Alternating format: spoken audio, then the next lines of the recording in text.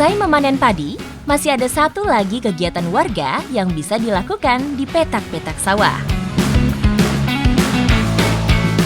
Kalau habis musim panen, ada satu binatang yang selalu dicari sama masyarakat di sini, yaitu belalang. Nah, belalangnya mau diapain? Enak aja, ikut saya dulu nyari belalang, baru nanti saya kasih tahu. Ikuti jejak saya, jejak petualang.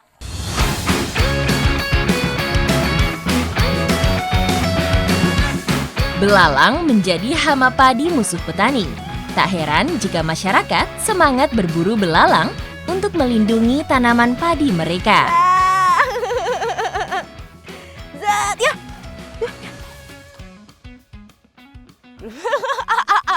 Belum rezeki. Cari belalang itu susah-susah gampang. Soalnya belalang kan warnanya sama kayak batang padi ya. Jadi mata juga harus jeli. Kalau minus kayak saya agak-agak siwar gini. Itu ada. Ya. Tunggu. Sorry belalang, sorry. Yes. Wah, tidak terasa. Saya sudah mendapatkan banyak belalang. Sekarang, saya akan mengolahnya menjadi kuliner khas Tanah Minang yang terkenal lezat.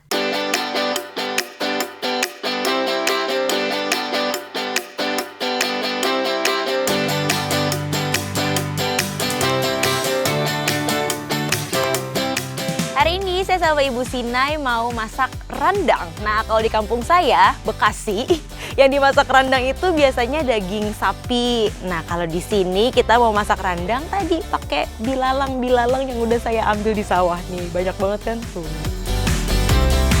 Rendang, cita rasanya tidak perlu diragukan lagi. Seluruh dunia pun mengakui keunikan rasa kuliner yang satu ini. Nggak semuanya bagian dari belalang ini kita makan, jadi ada dua bagian yang dibuang. Pertama itu sayapnya ya Ibu Sinai, sayapnya, yang kedua kakinya. Karena di sini tuh banyak tuh ada duri-duri tajamnya, jadi kalau kita ikut makan nanti bisa nyangkut di leher, jadinya nikmatnya hilang deh. Makanya dicopotin satu-satu. Bumbunya dipisahkan menjadi dua bagian, bumbu penyedap rasa dan bumbu penambah aroma. Untuk memperkaya rasa, asam kandis dan santan kental menjadi bumbu utama. Tentu saja ditambah dengan cabai merah sebagai ciri khas dari masakan Minang yang terkenal pedas. Untuk memperkuat aroma, berbagai daun digunakan. Daun jeruk, daun salam, dan daun kunyit. Tak ketinggalan batang serai ditambahkan. Ini udah siap semuanya, daun-daunnya udah siap, bilalangnya udah siap, bumbunya udah siap, langsung aja kita olah rendangnya. Yuk! Harum berbagai bumbu khas rendang sudah merebak di sekitar saya. Saat bumbu rendang mulai ditumis, sungguh menggugah selera. Bentar lagi kan ini? Bukan Kak, masih 2 jam lagi. Ternyata masih 2 jam lagi. Astaga, dan ini harus terus diaduk. Dan harus terus diaduk.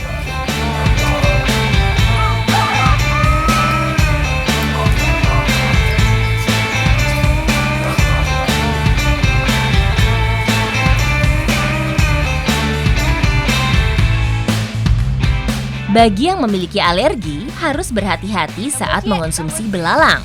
Kadar protein yang tinggi bisa mengakibatkan gatal-gatal.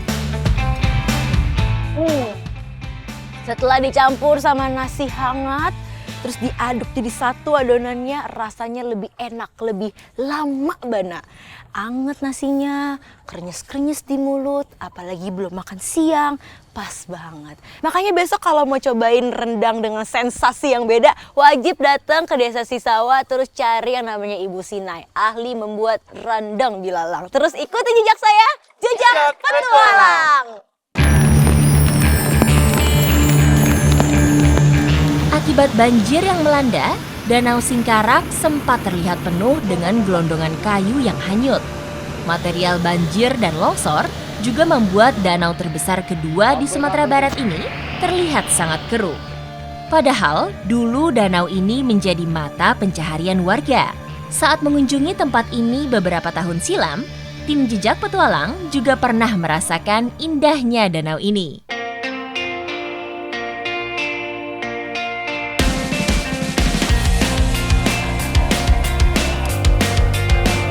Saya lagi ada di Kabupaten Tanah Datar dan sekarang kita lagi mau ikutan Pacu Bidua Padusi. Jadi ini khusus perempuan hari ini.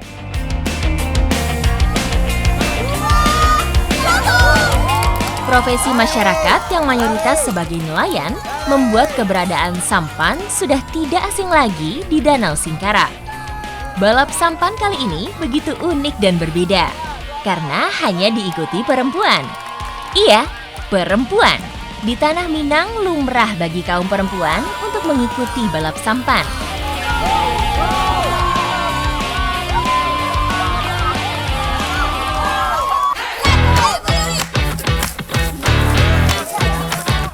Wah, kecepatan dan tenaga kami diadu dan diuji. Kami harus mendayung sejauh 250 meter.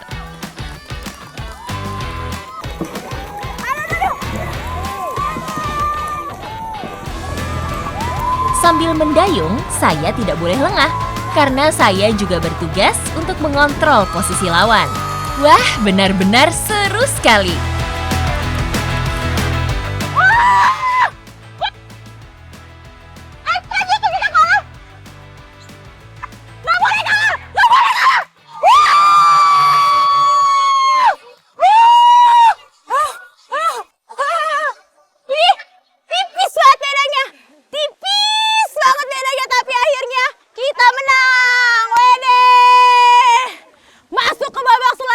Capek banget, saya nggak nyangka ini gimana caranya ibu-ibu biarpun udah tua, udah nenek-nenek, udah punya cucu, masih aja ototnya pada kuat.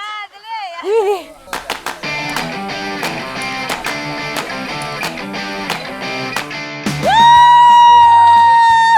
Wah, ini udah babak final, mana semangatnya?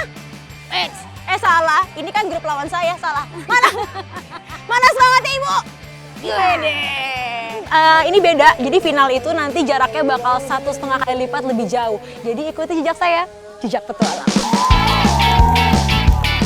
Yap, jarak yang harus saya tempuh di babak final adalah 500 meter.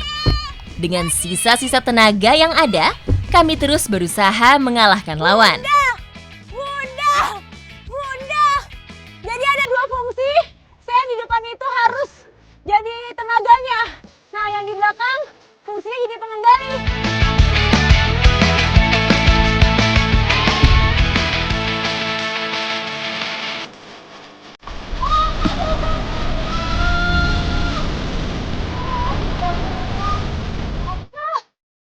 Tolong! Ini nggak ada propnya Pak buat tarik. Tolong!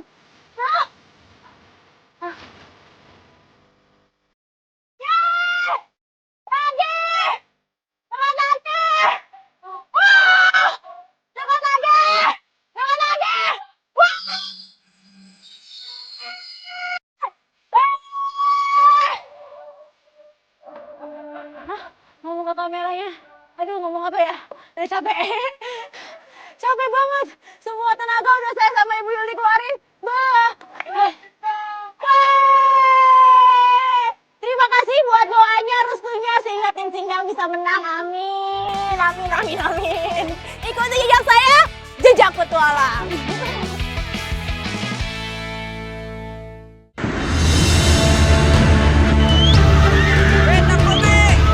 Meski bencana meninggalkan luka, Ranah Minang tidak pernah kehilangan daya untuk pulih.